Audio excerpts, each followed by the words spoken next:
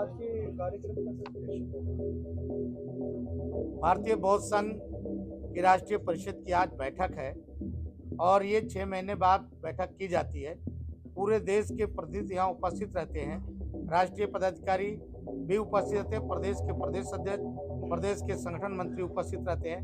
पूरी 6 महीने का हम लेखा जोखा पूरा तैयार करते हैं कि 6 महीने में हमें क्या करना है, संगठन को कैसे आगे बढ़ाना है। इसलिए ये मीटिंग आज रखी गई थी दिल्ली में, और जिसमें हमारे आदरणीय जटिया जी उपस्थित हैं, हमारे सभी पदाधिकारी उपस्थित हैं। आज की जो मीटिंग है कि आज निर्णय लिया गया है कि संगठन को हम मजबूत करेंगे। उसके साथ साथ में दिल्ली में हमने 26 नवंबर को संविधान दिवस पर 1 लाख संविधान हमने बांटा था दिल्ली के अंदर। अब हम दूसरा शुरुआत करने मध्य प्रदेश जा रहे हैं, तो मध्य प्रदेश में इसकी शुरुआत की जाएगी, जिसकी डेट अभी जल्दी ही निर्णय हो जाएगा और सांची से ये किया जाएगा, और जिसका समापन बाबा साहब डॉक्टर अम्बेडकर जी का जहाँ पे पर निर्माण हुआ था, वहाँ जन्मभूमि, वहाँ पे किया जाएगा। और बाबा साहब डॉक्टर अम्बेडकर के अनुयायी मध्य प्रदेश में रह रहे हैं, उनके घर तक पहुँचा जाएगा। ग्राम प्रधानों को भी दिया जाएगा संविधान, सरपंच को दिया जाएगा और सभी मंत्रिमंडल को दिया जाएगा, चाहे किसी पार्टी का हो। हमें किसी पार्टी से कोई इतराज उसमें नहीं रहेगी, हम संविधान बांटेंगे। लेकिन देश के प्रधानमंत्री जी ने जो कहा है, देश के प्रधानमंत्री जी ने कहा कि हर घर संविधान होना चाहिए। आदरणीय प्रधानमंत्री जी को मैं धन्यवाद देता हूं, और प्रधानमंत्री जी का जो कारवा है कि घर घर तक संविधान बंटना चाहिए, लोगों तक पहुंचे कि संविधान हमारा क्या है, हमारे भारत के प्रीमियम क्या है, हमारे भारत के संविधान में कितने अनुच्छेद हैं, भारत के संविधान को कैसे मजबूत किया जाए और हमारा भारत का संविधान कितना मजबूत है। ये देश के प्रधानमंत्री जी और गृह मंत्री जी ने ठाना है कि घर घर तक संविधान पहुंचाना है। तो भारतीय बौद्ध संघ के संरक्षक माननीय डॉक्टर सत्यनारायण जटिया जी और माननीय अर्जुन राम मेघवाल जी और हम भारतीय बौद्ध संघ ने ये भी ठाना है कि हम पूरे देश में 3 करोड़ संविधान बांटकर और लोगों तक पहुंचाएंगे, जिसकी शुरुआत हमने दिल्ली से किया है। दिल्ली के बाद हम मध्य प्रदेश होगा और मध्य प्रदेश के बाद हम उत्तर प्रदेश लेंगे, फिर गुजरात, राजस्थान लेंगे। अन्य प्रदेशों में हम 2030 तक ये संविधान बांटकर उसके दिल्ली में एक बड़ा रैली करेंगे, जो रामलीला मैदान में उसका समापन किया जाएगा। सबको बांटा जाए, केवल मुसलमान छोड़ के। मुसलमान भारत का संविधान नहीं मानता, वो अपना कुरान मानता है। वो कहता है भारत का संविधान बड़ा नहीं है, मेरा कुरान बड़ा है। इसलिए बाबा साहब डॉक्टर अम्बेडकर की फोटो भी लगाना वो अपमान समझता है। इसलिए हम भारत के संविधान, पवित्र संविधान को उसके हाथ में नहीं देंगे। ये आपका कहना है या किसी मुसलमान का मत है? कोई वीडियो, कोई रिपोर्ट? आपको मालूम होना चाहिए। आपको जो प्रधानमंत्री योजनाएं कर रहे हैं उस योजना को नहीं मानता। आपको कोरोना में देख लीजिए, उसने कहा मैं वैक्सीन नहीं लगाऊंगा। भारत का संविधान कह रहा था वैक्सीन लगाओ। भारत का संविधान ने कहा 3 तलाक खत्म होना, जो कहा 3 तलाक नहीं मानूंगा। उन लोगों ने 3 तलाक की भी विरोध किया। तो भारत का संविधान, हर देश का, यहाँ देश का मौलवी कहता है भारत संविधान बड़ा नहीं, मेरा कुरान बड़ा है। तो मैं आपको बता देना चाहता हूँ मीडिया के माध्यम से कि कुरान बड़ा नहीं है, संविधान बड़ा है। इसलिए हम आपको संविधान नहीं देंगे, हमारा पवित्र संविधान है। धन्यवाद। सवाल यह है कि जब संविधान बन रहा था उनके मेंबर मुसलमान नहीं थे, तो आप उसको नहीं मानते? देखिए, संविधान जब बन रहा था तो उस समय मेंबर थे, लेकिन जब देश बंटवारा हो गया, तो जब जिन्ना ने देश को बंटवारा किया, 2 टुकड़ा किया, तो बाबा साहब डॉक्टर अम्बेडकर ने शीर्ष साहब से कहा था कि जो मुसलमान देश में रहते हैं, देश में रहेगा, उसका अधिकार छीनना चाहिए। क्योंकि आपने बंटवारा कर लिया, दलितों ने बंटवारा नहीं किया, डॉक्टर अम्बेडकर ने बंटवारा नहीं किया। और बाबा साहब डॉक्टर अम्बेडकर ने पार्लियामेंट में संविधान के समय खुद बोला, जब संविधान की उनकी भाषण हुई तो उन्होंने कहा कि ये जो हमारे देश में बंटवारा हुई है, ये सबसे घातक होगा। जो देश में मुसलमान रहेगा वो अपने कुरान और शरीयत को मानेगा। घर घर जो है बांटेंगे संविधान, आप कह रहे हैं मुसलमान को छोड़ देंगे? हम नहीं बांटेंगे। देखिए,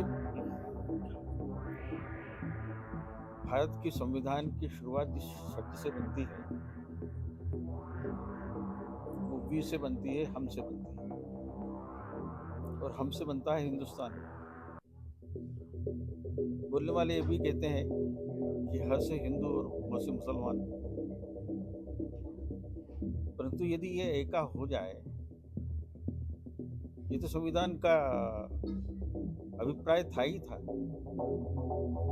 संविधान के लागू होने के बाद आज हम जो दृश्य देख रहे हैं जो बांग्लादेश में हो रहा है, जो पाकिस्तान में हो रहा है, वहाँ की जो आबादी हिंदू आबादी है, उनके ऊपर जो प्राणघातक हमले और लूट और जिस प्रकार से क्रूर अत्याचार हो रहे हैं, उसके चलते हुए इन सारी बातों का जो कहा गया है, ऐसा मानस यदि बनता है तो किसका दोष है?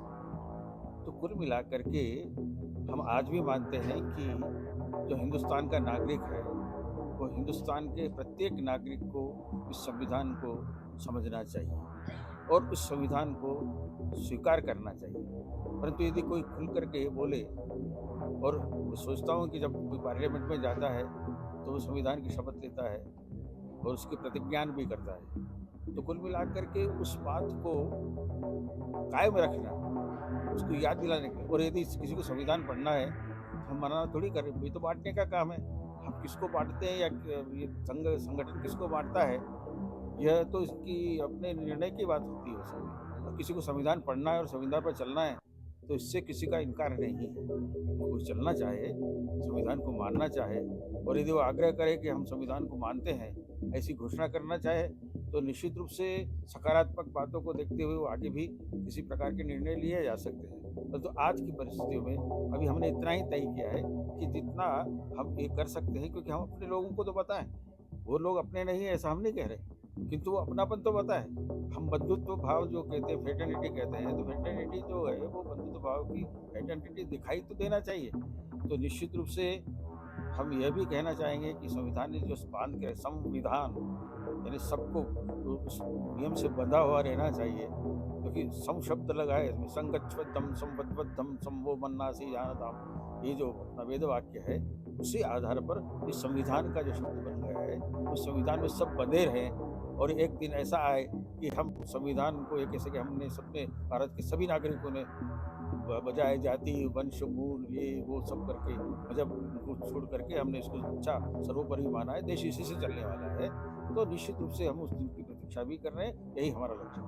सर एक सवाल था जिससे भी कि वो कौन लोग हैं जो ये नारा दे रहे हैं कि ब्राह्मण मुक्त बौद्ध बिहार, और वो कौन कौन से संगठन हैं जो इस तरह के बातें बोलकर कह रहे हैं कि भाई लगातार यानी कि ब्राह्मणों ने बौद्धों के मंदिरों पर कब्जा कर रखे हैं और वो मुक्त किए जाएं। देखो, वो इतिहास में जाने की बात नहीं है। अब तो इतिहास की जो गलतियां हुई है उसको याद करके अपना मन खराब नहीं करना है। इतिहास में जो अच्छा हुआ है उसको याद करके आगे बढ़ना है। इतिहास हम अच्छा बनाएंगे, हम अच्छा इतिहास बनाएंगे तो निश्चित रूप से वो इतिहास अच्छा बनेगा। संबल के मंदिर हरिहंत को लेकर भी सवाल उठ रहा है कि वह बौद्ध मंदिर था या आपको मस्जिद दिखाई जाती है, दिख रही है मस्जिद, और एक तरफ कहता है कि वो हिंदू मंदिर, एक तरफ कहा जा रहा है कि बौद्ध मंदिर। देखो, ये तो सभी जानते हैं कि एक समय एक काल ऐसा था जिसमें सब मंदिरों को तोड़ करके उस पर तामीर की गई थी मस्जिदें।